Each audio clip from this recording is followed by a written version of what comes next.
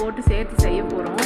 இந்த மாதிரி இருக்கும் வெந்தயக்கீரை. அது இந்த மாதிரி மேலே இருக்கிற இலையை மட்டும் க்ளீன் பண்ணி இலையை மட்டும் ஹெல்த்தியாக பார்த்து கட் பண்ணிக்கோங்க. அப்புறமா வெங்காயம், பூண்டு அது சின்ன சின்னதாக நறுக்கி வச்சுக்கோங்க. பீன்ஸ் அறுத்து வச்சுக்கோங்க.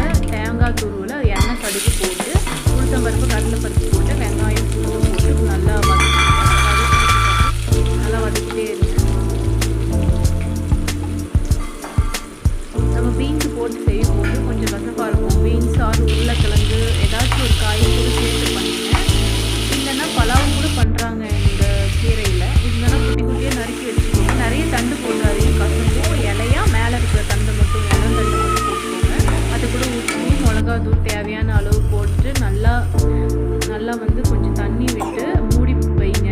அது நல்லா வேகும் தண்ணியிலேயே. அப்புறம் தேங்காய் சேர்த்து நல்லா கிளறிக்கிட்டே இருங்க. நல்லா வெந்துடும். கசப்பே இல்லாமல்